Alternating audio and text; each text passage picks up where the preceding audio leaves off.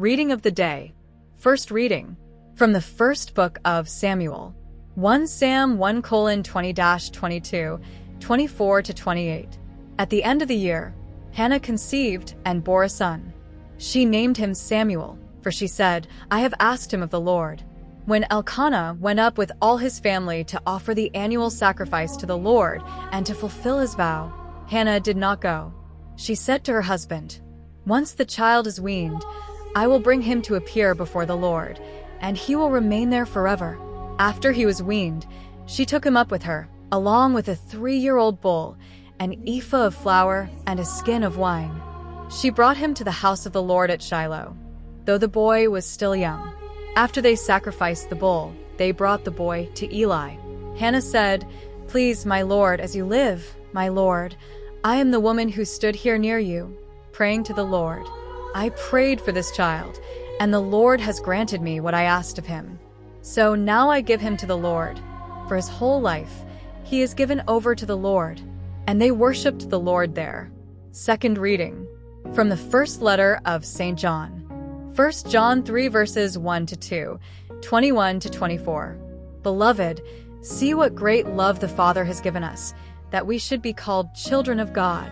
And that is what we are. The reason the world does not know us is that it did not know him. Beloved, we are God's children now. What we will be has not yet been revealed. But we know that when he is revealed, we shall be like him, for we shall see him as he is. Beloved, if our hearts do not condemn us, we have confidence before God, and we receive from him whatever we ask, because we keep his commandments and do what pleases him. And this is his commandment, that we believe in the name of his Son, Jesus Christ, and love one another as he commanded us.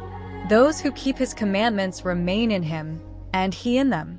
And this is how we know that he remains in us, by the Spirit he has given us. Gospel of the day. From the Gospel according to Luke. Luke 2 verses 41-52. Each year, Jesus' parents went to Jerusalem for the feast of Passover.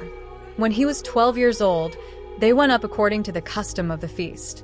After the days were completed, as they were returning, the boy Jesus remained in Jerusalem, but his parents were unaware of it. Thinking he was in their company, they traveled for a day. Then they began to look for him among their relatives and acquaintances, but they did not find him. So they returned to Jerusalem to look for him. After 3 days, they found him in the temple, sitting among the teachers, listening to them and asking them questions. All who heard him were amazed at his understanding and his answers. When his parents saw him, they were astonished, and his mother said to him, "Son, why have you done this to us? Your father and I have been looking for you with great anxiety." He said to them, "Why were you looking for me? Did you not know that I must be in my Father's house?" But they did not understand what he said to them. He went down with them and came to Nazareth, and was obedient to them. His mother treasured all these things in her heart. And Jesus grew in wisdom, age, and favor before God and men. Words of the Holy Father. In today's Gospel, we see that even in the Holy Family, everything did not go smoothly. There were unexpected problems, anxieties, and suffering. There is no such thing as the Holy Family of idealized images. Mary and Joseph lost Jesus and anxiously searched for him, finding him only after 3 days. When, seated among the teachers in the temple, he explained that he must be about his father's affairs. They did not understand. They needed time to learn about their son. The same is true for us. Every day in family life, we must learn to listen to and understand each other, to walk together, to face conflicts and difficulties. This is the daily challenge, and it is overcome with the right attitude, small attentions, and simple gestures by caring for the details of our relationships. How often, unfortunately, do long silences and unchecked selfishness within the walls of our homes lead to conflicts? These wound harmony and destroy the family. Let us convert from me to you. The most important word in the family must be you, and every day, if possible, let us make the effort to pray together to ask God for the gift of peace in the family. Let us all, parents, children, church, and society, commit to supporting, defending, and protecting the family, our greatest treasure. Today we celebrate the Holy Family of Jesus, Mary, and Joseph. Today, the Church honors the Holy Family, a model of virtue and mutual love. Jesus, Mary, and Joseph lived united in love, facing daily challenges with faith and humility. Their home in Nazareth was a place of prayer, work, and dedication, symbolizing obedience to the divine will.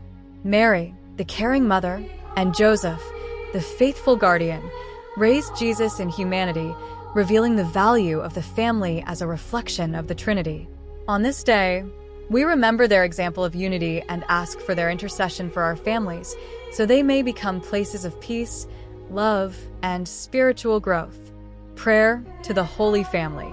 Holy Family of Nazareth, perfect model of love and harmony. We entrust our families to you. Be our guide in difficulties, our consolation in times of trial, and our inspiration in daily choices.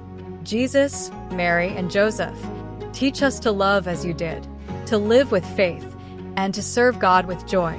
Amen.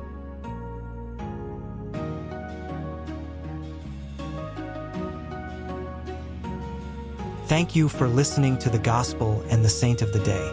If you wish to continue exploring spirituality and Christian history, don't forget to subscribe to the channel and turn on notifications so you don't miss the upcoming videos. May the peace and blessing of the Lord be with you always.